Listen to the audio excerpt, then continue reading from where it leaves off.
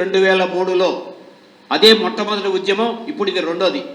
ఆ రోజు అధికార పక్షం శాసనసభ్యులుగా ఉన్న ఎర్నేని సీతాదేవి గారు, ఎర్నేని నాగేంద్రనాథ్ గారు, మేము అప్పటికి అధికార పార్టీలోనే ఉన్నాం.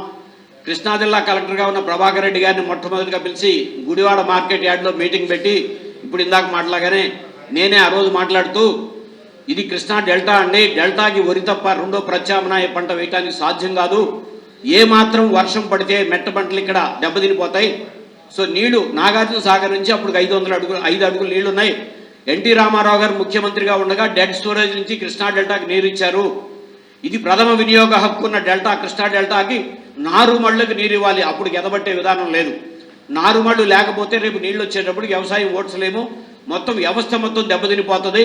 ప్లస్ మొదటి పంట లేట్ అయితే రెండో పంట మినువులు ఒక్క చుక్క నీటితో కూడా అవసరం లేకుండా మినువు పంట పండే, అపరాల పంట పండే ప్రాంతం ఇది అని చెప్తే ప్రభాకర్ రెడ్డి గారు మాట్లాడుతూ, నేను రైతు కుటుంబంలో నుంచి వచ్చాను, మా ఇంట్లో వరి విత్తనాలు ఉంటాయి, సొంత విత్తనాలు ఉంటాయి, జొన్న విత్తనాలు ఉంటాయి, అన్ని పంటలు ఉంటాయి, అన్నీ వేసుకోవాలి. నాగార్జున సాగర్లోంచి ఇంజిన్ నీళ్లు తోడితే కానీ కిందకు రావన్నారు. సరే ఇదేంటి పెద్ద ఆయన ఇట్లా మాట్లాడతారని మేము ఆర్గ్యూ చేయలే. తర్వాత కరెక్ట్గా 20 రోజులుగా ఆయన ఛాంబర్లో పెన్ననేని కోటేశ్వరరావు మేమంతా కూడా అంటే ప్రకాశం బ్యారేజ్ మీద ధర్నా చేస్తామని చర్యలు చెప్పడానికి వెళ్ళినప్పుడు ఆయన క్లియర్ కట్గా గుడివాడ మీటింగ్కి వచ్చినప్పుడు ఎవరో ఒక రైతు వరి తప్ప పండదని మాట్లాడారు, చాలా గట్టిగా మాట్లాడారు. ఇది నిజమేనా అని చెప్పి నేను శాస్త్రవేత్తలను పిలిపించాను. క్లియర్ కట్గా శాస్త్రవేత్తలు చెప్పింది కృష్ణా డెల్టా, అది తూర్పు కృష్ణా డెల్టా కావచ్చు, పశ్చిమ కృష్ణా డెల్టా కావచ్చు, ఖరీఫ్లో వరి పంట తప్ప ప్రత్యామ్నాయం లేదు అని చెప్పారు అని క్లియర్ కట్గా మళ్ళీ అక్కడ చెప్పడం అంటే ఒక సరైన అధికారి ఉన్నదానికి. సో ఆ రోజున ఉద్యమం ప్రకాశం బ్యారేజ్ మీద ఇప్పటికీ అతి పెద్ద ధర్నా, 15,000 మందితో జరిగిన ధర్నా. సో డెల్టా పరిరక్షణ సమితి పేరుతో బుద్ధప్రసాద్ గారి ఆధ్వర్యంలో మేమంతా కూడా అధికార పక్షంలో ఉన్న చేశాం. బందర్లో నిరాహార దీక్ష మా ప్రతి ఉద్యమానికి కూడా నాగేంద్రనాథ్ గారితో, మాతో గోపాలరావు గారు, ఏవి గోపాలరావు గారు ప్రతి ఉద్యమంలోనూ మాతో ఉండేవారు. కృష్ణా డెల్టా పుట్టిన మహాబలేశ్వర్ నుంచి సముద్రంలో కలిసేదాకా ఉన్న ప్రతి ప్రాజెక్టులు మాతో కలిసి చూసిన వాళ్ళలో కూడా ఏవి గోపాలరావు ఉన్నారు. గోపాలరావు గారు, నాగేంద్రనాథ్ గారు, నేను, ఇప్పుడు పడన శాసనసభ్యులుగా ఉన్న కాగిత వెంకటరావు గారు వచ్చారు, వాళ్ళ అబ్బాయి కూడా, ఇప్పుడు ఆయన కూడా మాతో కొంత పార్టీ వచ్చారు. సో మొత్తం ఆ రోజు పరిస్థితులు చూసి 2004లో రాజశేఖర రెడ్డి గారికి, మళ్ళీ చంద్రబాబు నాయుడు గారికి కూడా అప్పుడు 2004 జూన్ ఎండింగ్లో ప్రధానమంత్రి మన్మోహన్ సింగ్ గారి దగ్గరికి ఆల్మట్టి నుంచి 10 టీఎంసీలు డ్రింకింగ్ వాటర్కి విడుదల చేయమని వెళ్లాల్సిన పరిస్థితి. సో అఖిల పక్షాన్ని తీసుకుని చంద్రబాబు నాయుడు గారు కూడా వెళ్ళారు, ఇద్దరికి కూడా రిప్రజెంట్ చేశాం. సో అప్పటికి పైన కృష్ణానది మీద మనం వాళ్ళ పులిచింతల ప్రాజెక్ట్ లేదు, పట్టిసీమ లేదు. ఇప్పుడు తీసుకుంటే 13 లక్షల ఎకరాల కృష్ణా డెల్టాలో 2,50,000 ఆక్వాకల్చర్. నేను ఆక్వా రైతుగా చెప్తున్నాను, ఇవాళ ఆక్వాకల్చర్కి ఇప్పుడు పరిస్థితిలో నీళ్లు అవసరం లేదు. మన కాలువలు డిజైన్ చేసిందంతా కూడా 120 డ్యూటీ, అంటే 1 క్యూసెక్ నీటితో 120 ఎకరాలు సాగు చేయొచ్చు చేసేటట్టుగా మన కాలువలు డిజైన్ చేశారు. ఇప్పుడున్న పరిస్థితిలో సరే వర్షాభావం ఉంది, 100 డ్యూటీకి తీసుకుంటే కూడా 1 క్యూసెక్కి 100 ఎకరాలు సాగు చేసే డ్యూటీలు తీసుకుంటే కూడా 10,000 క్యూసెక్లు మనకు నీళ్లు కావాలి. పట్టిసీమ నుంచి ఇందాక కేశవరావు చెప్పారు, కానీ కొంచెం టెక్నికల్ డేటా. పట్టిసీమలో 23 పంపులు, 23 పంపుల్లో 20 పంపులు ఆడతాయి, 3 పంపులు ఇప్పుడు కూడా స్టాండ్ బై. 23 పంపులు ఆడితేనే 350 ఒక్కొక్క పంపు కెపాసిటీ, 8,500 క్యూసెక్లు 23 పంపులు ఆడితే వస్తాయి. మంత్రి గారు రిలీజ్ చేసినప్పుడు 8,000 క్యూసెక్లు రిలీజ్ చేస్తామని చెప్పారు. తర్వాత అధికారులు మొత్తం అన్ని పంపులు నడవు, సో అన్ని పంపులు నీళ్ళు వాస్తవం 23 కూడా రన్ చేయరు ఎప్పుడు కూడా.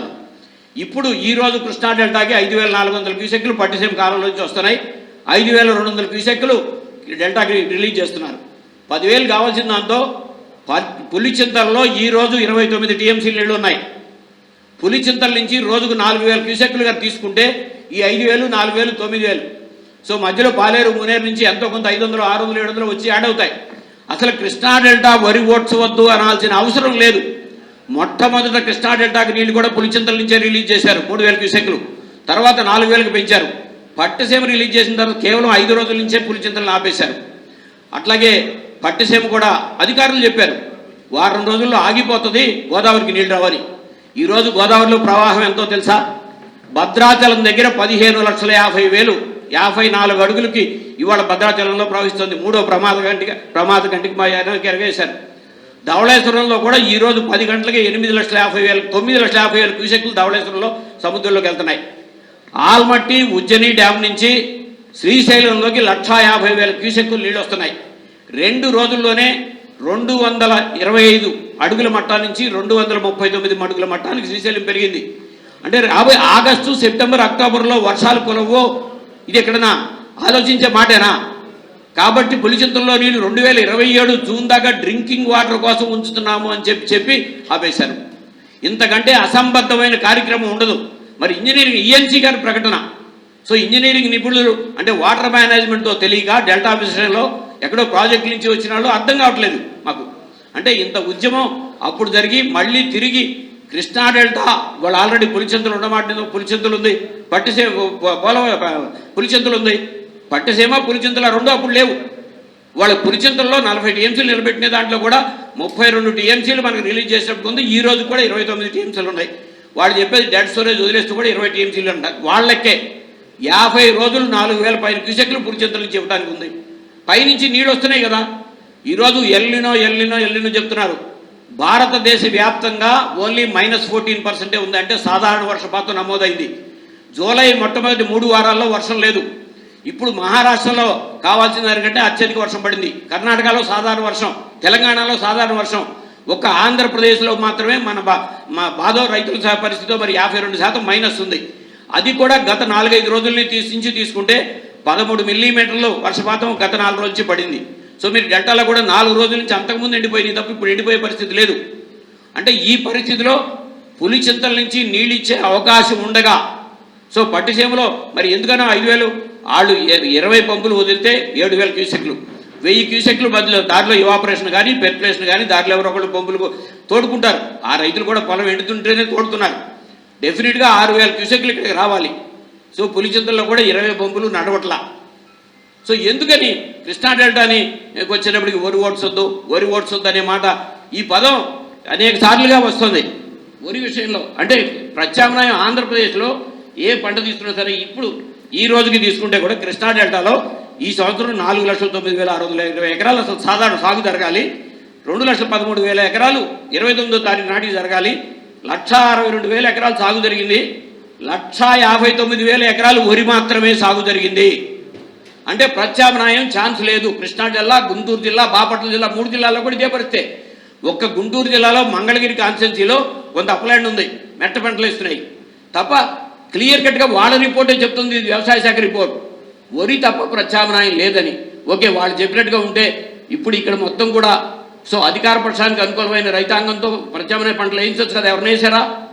వేయలే. ఎందుకంటే రైతుకు తెలుసు మీకు మెరక పంట వేస్తే ఒక్క వర్షం పడితే భూమిలో కనుక తేమ ఉంటే అది వాలిపోద్ది. ఇప్పుడు పెసరా మినుము ఇప్పుడు పండుతుంది కృష్ణా డెల్టాలో, ఎప్పుడైనా చూసామా? రబీలో వేసుకుంటాం డెఫినెట్గా. రెండో పంట మనం మినుము అత్యధిక దిగుబడి వచ్చేది కృష్ణా డెల్టాలో, అత్యధిక మినుములు వచ్చేది కృష్ణా డెల్టా నుంచి, పశ్చిమ కృష్ణా డెల్టా నుంచి మొక్కజొన్న. ఇవి రెండో పంట. మనం ఎప్పుడో దాడిలో మర్చిపోయాం. రెండో పంట గురించి మనం నీళ్ళు కూడా దాని గురించి మాట్లాడుతున్నా.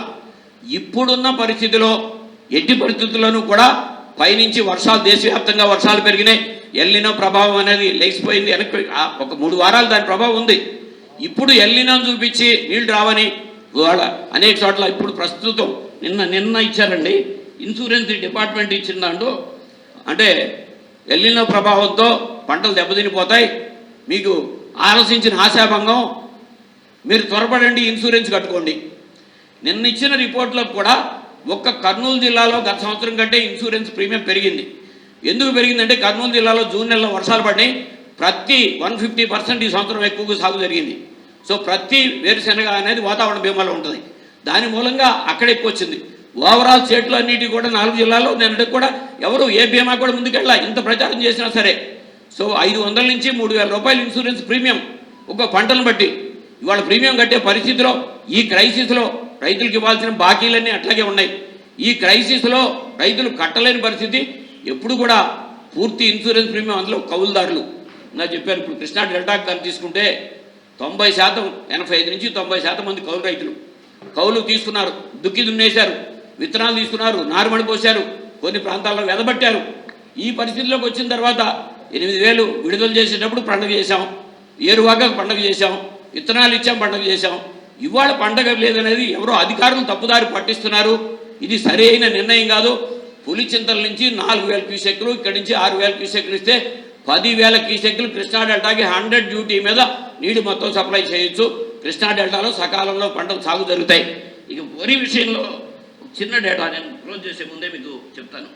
అంటే మాట్లాడితే వరి పండిస్తుంది అనే దాంట్లో ఈ 2024-25లో భారతదేశంలో మొత్తం 1,491 లక్షల టన్నులు బియ్యం, సెంట్రల్ గవర్నమెంట్ ఎప్పుడు బియ్యంలోనే చెప్తుందండి, ధాన్యంలో చెప్పదు, పండితే ఉత్తరప్రదేశ్ 209 లక్షల టన్నులు, సో తెలంగాణ 170 లక్షల టన్నులు, వెస్ట్ బెంగాల్ 164 లక్షల టన్నులు, పంజాబ్ 143 లక్షల టన్నులు, ఒరిస్సా 96 లక్షల టన్నులు, ఎంపీ 91 లక్షల టన్నులు, ఛత్తీస్గఢ్ 86 లక్షల టన్నులు, బీహార్ 85 లక్షల టన్నులు, ఆంధ్రప్రదేశ్ 80 లక్షల టన్నులు.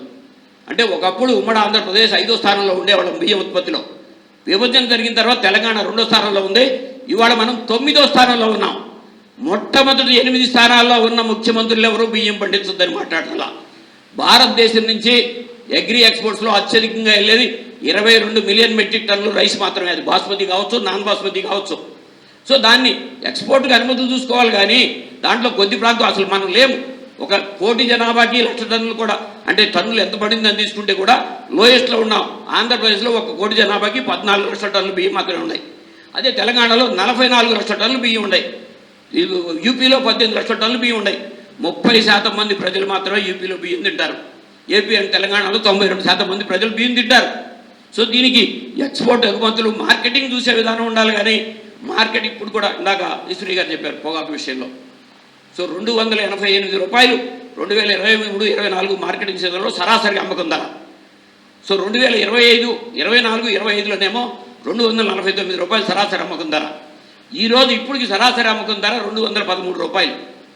సో దానికి మార్కెటింగ్కి డిమాండ్ క్రియేట్ చేయకుండా ఏదో మనం 200 రూపాయలు కొనుగోలు చేయడానికి లేదని ముఖ్యమంత్రి గారే ప్రకటించారు.